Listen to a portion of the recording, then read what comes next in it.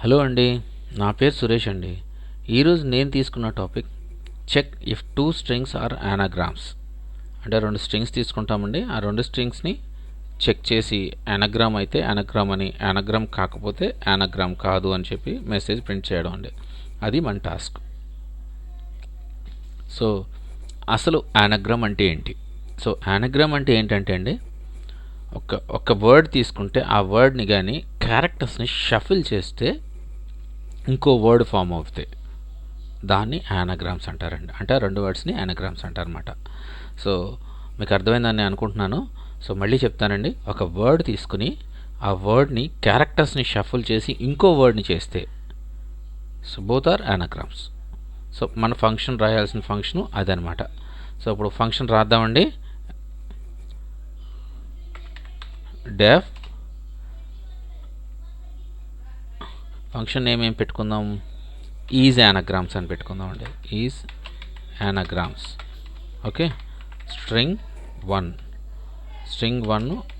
String 2 అనే రెండు parameters తీసుకున్నానండి నేను. సో ఈ రెండు పారామీటర్స్కి ఫస్ట్ నేను ఏం చేస్తానంటే అండి, దాంట్లో ఉన్న స్పేసెస్ కానీ ఎక్కడన్నా ఉంటే వాటిని స్పేస్ లేకుండా రీప్లేస్ చేస్తానమాట. అంటే స్పేస్లు ఉంటాయి కదండి, కొన్ని వర్డ్స్ ఉంటాయి. సో డబుల్ వర్డ్స్ ఉంటాయి. సో మనం anagram కంపేర్ చేయాలంటే కేవలం లెటర్స్తోనే కంపేర్ చేస్తున్నాం తప్ప స్పేస్లతో కాదు. ఓకే. సో అందుకనే మనం స్పేసెస్ ఏవైతే ఉంటాయో ఆ స్పేసెస్ని రిమూవ్ చేయాలన్నమాట. సో ఫస్ట్ స్పేసెస్ రిమూవ్ చేసేసి తర్వాత క్యారెక్టర్ బై క్యారెక్టర్ని మనం కంపేర్ చేస్తున్నాం కాబట్టి దాన్ని లోయర్ కేస్లోకి కూడా కన్వర్ట్ చేయాలి. సో స్ట్రింగ్ 1ని స్ట్రింగ్ 2ని ఓకే మనం స్పేస్ని రీప్లేస్ చేసి అలాగే లోయర్ కేస్లోకి కన్వర్ట్ చేద్దాం. ఓకే అండి. So str1 equal to str1 dot replace. Okay, 2 arguments ఉంటాయండి ఇక్కడ. ఫస్ట్ ఆర్గ్యుమెంట్లో స్పేస్ ఉంది అని చెప్తున్నాము, సెకండ్ ఆర్గ్యుమెంట్లో స్పేస్ తీసేయమని చెప్తున్నాం అనమాట. డాట్ లోయర్ కేస్లోకి చేంజ్ చేసామని చెప్పేసి చెప్తున్నాం. మళ్ళీ స్ట్రింగ్ 2 సేమ్ స్టేట్మెంట్ రాయాలి. str2 డాట్ రీప్లేస్ స్పేస్ ఉంటే ఓకే స్పేస్ తీసేయమని చెప్తున్నాం.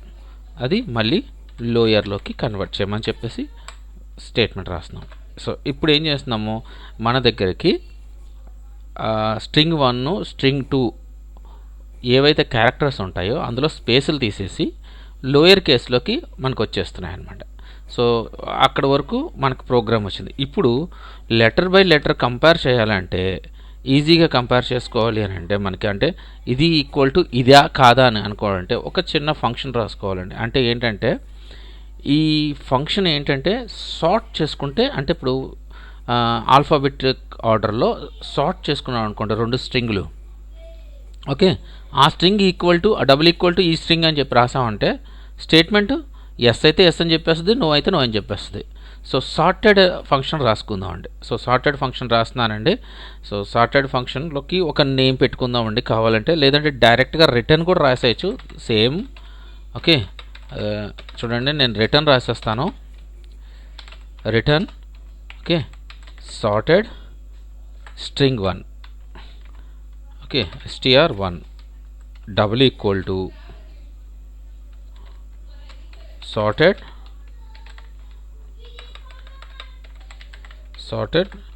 str2.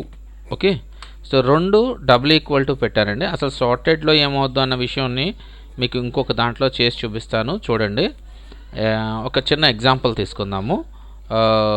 పైథాన్ అని తీసుకుంటాను. n equal to okay sorted, దీంట్లో పైథాన్ అని రాస్తానండి. సో ఇప్పుడు n ప్రింట్ చేస్తానండి.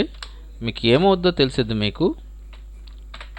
చూసారా ఇక్కడ ప్రతి ఒక్క లెటరు సార్ట్ అయ్యి అదొక లిస్ట్ కింద ఫామ్ అయిపోతుందండి. చూడండి కావాలంటే ఆల్ఫాబెటిక్లో హెచ్ ముందు వస్తుంది, తర్వాత n, తర్వాత ఓ పి టి వై. చూసారా సార్ట్ అయిపోయింది. సార్ట్ అయిందే కాకుండా అదొక లిస్ట్ కింద కన్వర్ట్ అయిపోతుంది అనమాట. సో దీనివల్ల ఏంటంటే లిస్ట్ బై లిస్ట్ కంపేర్ అయిపోతుంది అనమాట. ఈ list sorted string 1 list string 2 లిస్టుతో కంపేర్ చేసిద్ది. ఆ రెండు ఈక్వల్గానే ఉంటాయి, ఎందుకంటే సార్ట్ అయితే ఈక్వల్గానే ఉంటాయి కదా యానాగ్రామ్ అయితే. ఒకవేళ యానాగ్రామ్ కాకపోతే ఆ రెండు ఈక్వల్గా ఉండదు. సో అలాంటి సందర్భంలో నోట్ యానాగ్రామ్ అని చెప్పి మెసేజ్ ఇస్తాం. సో అది ఫంక్షన్ అనమాట. చూసారా, మీకు అర్థమైంది నేను అనుకుంటున్నాను. ఇప్పుడు రిటర్న్ చేసేసాను సార్టెడ్. ఇప్పుడు మనకు కావాల్సింది ఇన్పుట్ వాల్యూస్ అండి. సో ఇన్పుట్ వాల్యూస్కి ఒక పేరు పెట్టుకుందామండి. సో స్ట్రింగ్ 1 అని పెట్టుకుందాము. ఇన్పుట్ వాల్యూకి ఫస్ట్ స్ట్రింగు మనం రాసేది స్ట్రింగే కాబట్టి డైరెక్ట్గా ఇన్పుట్ రాస్తాను. Enter string 1. ఓకే అండి. సో నెక్స్ట్ కూడా స్ట్రింగ్ 2 కూడా తీసుకోవాలి మనం. ఓకే, స్ట్రింగ్ 2 అండి equal to input enter string 2. Okay, so రెండు ఎంటర్ చేయమని చెప్పేసి యూజర్ని అడుగుతున్నాం మనం. యూజర్ని అడిగిన తర్వాత ఇప్పుడు ఈ రెండింటిని తీసుకెళ్ళి మన ఫంక్షన్లోకి పాస్ చేయాలి. అది మన టాస్క్ అండి. ఓకే, సో మనకి ఫంక్షన్లో ఇప్పుడు అనుకున్నాం కదండి, యానాగ్రామ్ అయితే యానాగ్రామ్ అని చెప్పు, యానాగ్రామ్ కాకపోతే నోట్ యానాగ్రామ్ చెప్పు అని చెప్పేసి మెసేజ్ రావాలని చెప్పి అనుకున్నాం. సో ఇలాంటి సందర్భంలో మనం ఒక ఇఫ్ కండిషన్ రాసుకుందామండి. ఇఫ్ ఈజ్ అండర్స్కోర్ యానాగ్రామ్స్ అంటే ఇందులో పాస్ చేసేస్తానండి స్ట్రింగ్ 1 స్ట్రింగ్ 2. ఓకే, రెండు పాస్ చేశాను. ఒకవేళ ఈ స్టేట్మెంట్ కరెక్ట్ అయితే అంటే యానాగ్రామ్ కరెక్ట్ అయితే ప్రింట్ మనం మెసేజ్ ఏమనిస్తున్నాము, the 2 strings are anagrams. Okay, ఒకవేళ కాకపోతే else. Okay, print not a anagram. Okay అండి, ఇలాగా చిన్న మెసేజ్ ఇచ్చుకుందాం. సో ఇప్పుడు ఫంక్షన్ కంప్లీట్ అయిపోయిందండి. సో ఇప్పుడు ఫంక్షన్ రన్ చేద్దామండి. చూడండి, సో మనకి ఇందాక నేను మాట్లాడాను కదండి లిజన్ సైలెంట్ అని, ఆ వర్డ్ని ఇద్దామండి. Okay, listen. Okay, first word, second word silent. The 2 strings are anagrams అంటే ఆ రెండు లెటర్స్ సేమ్ ఉన్నాయన్నమాట. సో ఇప్పుడు ఆ రెండు లెటర్స్ని కింద ప్రింట్ చేసి మనం చెక్ చేసుకుందామండి ఒకసారి. సో సేమ్ లెటర్స్ని ఇక్కడ లిజన్ అని ఇస్తాను. ఓకే, ఇంకొకటి తీసుకున్నాము ఇక్కడ ఎం అని ఒకటి తీసుకుందాము, వర్డ్ అని తీసుకుని అది కూడా సార్టెడ్ చేసి ఓకే సైలెంట్ అని ఇద్దాం. ఓకే, సో ఇప్పుడు ఈ రెండు లిస్టులు ఒకటా కాదా అన్న విషయం కోసమే నేను ఇక్కడ ప్రింట్ చేస్తున్నానండి. సో ప్రింట్ ఎన్. ఓకే అండి, ఇక్కడ కూడా ప్రింట్ ఎం. ఓకే, రెండు ప్రింట్ చేయమని చెప్పేసి అడిగాను.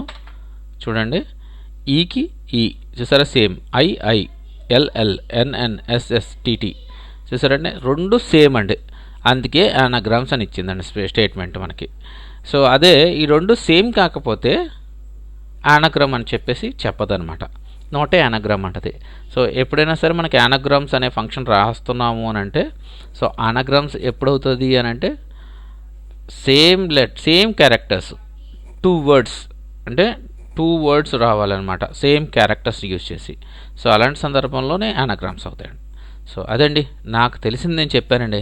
నాకు తెలియదు ఏమైనా ఉంటే దయచేసి కమెంట్ చేయండి. బాయ్ అండి.